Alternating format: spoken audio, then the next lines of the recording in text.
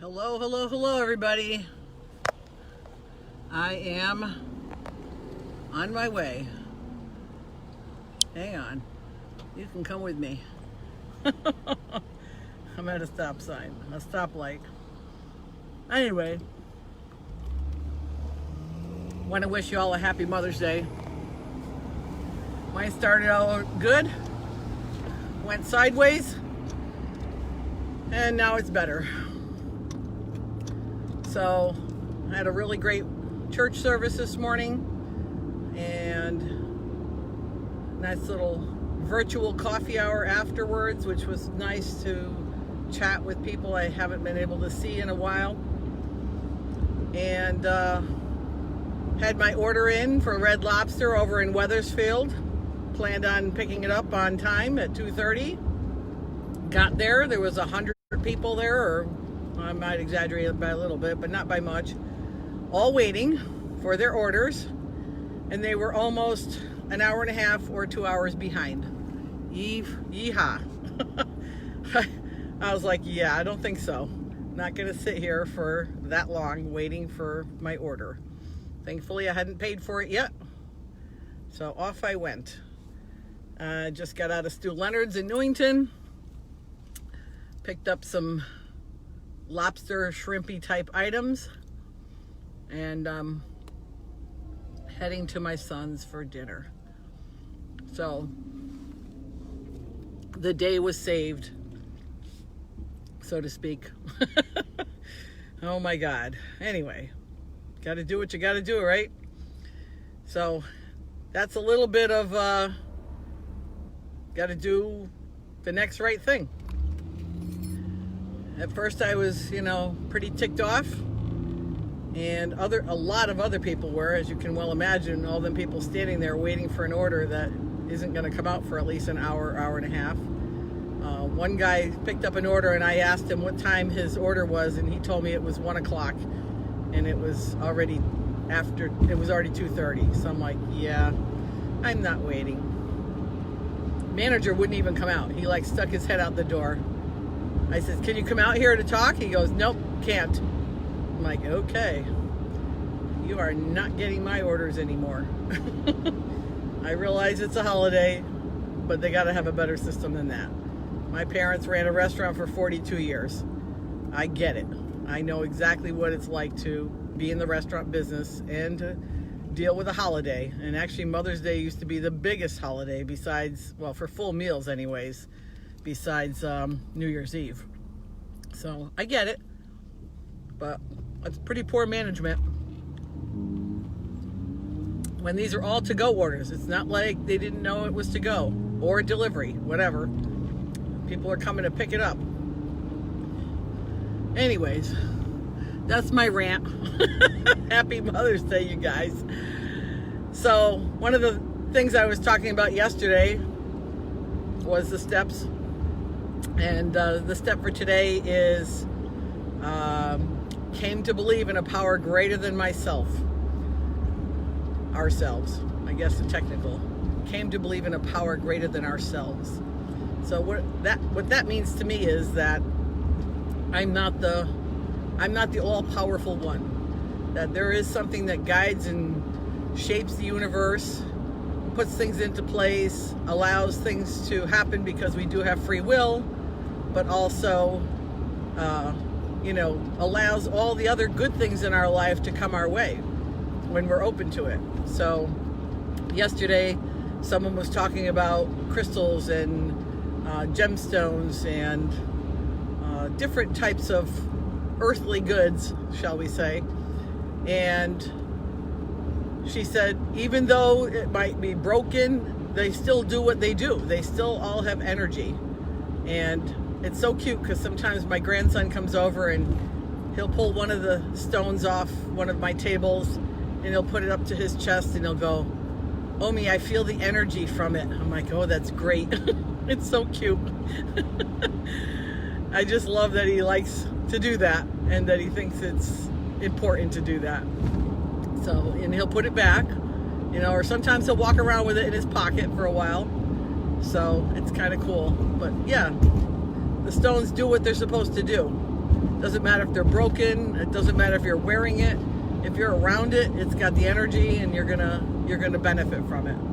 Whatever the energy that particular stone holds, and you can look that up in books and things like that, or online. There's a lot online. Amethysts and different crystals and the meanings behind them. Tourmaline. So, anyways, came to believe in a power greater than ourselves. For me, means that I know I am not the person in charge. I can ask for help and follow the direction. And I actually like to break it down in the beginning part where it's like I came to believe. Because I think in the beginning of living, you are probably like me, just going along with whatever society kind of throws your way and trying to muddle your way through it. And when you come to, understand some of these universal laws, then you can come to. You can also see that there is more to it than you probably thought. And for me, that was a gradual unfolding. Although I must say I've been very, very fortunate in my life that I actually always believed that my God, my higher power, my creator would never give me more than I can handle. So I'm not sure where that belief came from. I wasn't particularly a big churchgoer when I was younger. My family wasn't either. We did the holiday things and all that, but and I did confirmation. I did we were Lutheran, so I did some of those ritual things. However, I used to go to church even though the rest of my family didn't. I used to walk there on my own. And I was a kid. I was like 10, 11 years old, something like that. And for some reason, I liked it. I'm not even sure I was too conscious at that point in my life, but I actually liked it, so I would go. And since our family worked on Sundays, like I said, we had a restaurant. The only day we had off was Monday, and that's how our life revolved around, the scheduling. So I came to believe that a power greater than myself could restore me to sanity, because I think there were a lot of insane things I did when I was younger and crazy stuff. Maybe you did too. And thankfully I lived through all of it, surprisingly, some of it, and came to understand a different way of living. And that was with, lots of blood, sweat, and tears, as they say, right? Sorry, I'm eating some ice cream. So, Stu Leonard's gives you ice cream if you spend $100. And guess what? I spent $100. So, that's one of the things I've been thinking about today is, coming to an understanding that there is something bigger and better in charge than I am, that I don't need to be overly concerned about where my life is going. Try to stay connected to that power. For me, prayer and meditation are my two primary go-to tools in the shed, so to speak, for staying in touch with my higher power. Sometimes, a few times during the day, I'll just stop what I'm doing and make that connection again. And for me, that's important. So, I don't know what you guys do. If there is something specific, maybe put it in the comments, share it with other people, For me, I've always kind of felt like, how could all this stuff be here if it wasn't created by a power greater than us? Trees and rocks and lakes and rivers and streams and animals and all the earthly things that we have, and how the earth is now becoming so much cleaner during the COVID virus stuff, where there's a lot less people on the road. They say there's no pollution in LA anymore, that you can actually see the skyline. Same with India, places where there used to be incredible amounts of pollution just from the cars, not from anything else necessarily. And I thought, wow, that's amazing. And it didn't take long. It was only 2 weeks in, I think, that was starting to happen. So the earth has an amazing ability to heal itself. And why wouldn't you want your earth to heal itself? And I know people are concerned about global warming and lots of other things in the environment, and those are all things that I think, people who are passionate about it, do what they can. So there is a power greater than us out there, and when you tap into it, you might get some really good messages about what you need to do in your life. Maybe you'll get some direction about something that's been bugging you or you can't seem to figure it out. So tap into it. See where it leads you. If you don't believe yet, you can believe that I believe. That's good enough too, from what I've been told.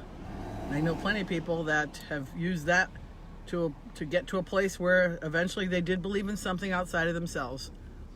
Yeah, they were able to connect in and get some direction and feel more confident in life. I think that's where a lot of dreams come from, is from the Creator. And that's a nice place to know that that's always an option, to take a look at your dreams and where they come from, and maybe follow through on some of them. So today is a beautiful day here in Connecticut, and I'm going to wave to a few people now that I'm parked. Hey guys, Mina, Samantha, Jackie, Marianne. Let's see who else we got. Yes, happy Mother's Day too to you, Melanie, who's going to be a mom pretty soon. We can't wait, girl. So here we are on a beautiful sunny day here in Connecticut anyways. The sun just came out super bright just now.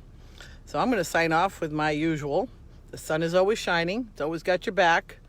Kind of like the higher power to me anyways. I think of it as like the way the higher power works, or the Creator works, is that it's always there, even if I don't see it, even if I don't think of it. It's still always there doing its job. And to me, that's what this one talks about, this concept. So signing off for now. I hope you guys all have a wonderful Mother's Day. And for all of you that have lost your moms, I send you special blessings. For those of you that didn't have, what you would expected for a mom, I send you special blessings. For some of you that still have your mom and you don't have a good relationship with it, I send you special blessings. And for all those people who want to be moms, I know that it's a very painful day for some people who have never been able to have children. And I send you special blessings as well. I hope I didn't forget anybody here. But, I should say that. I did remember one more. People who are moms to other people's kids by choice. So I send you all special blessings for today. And I will talk with you again tomorrow, guys.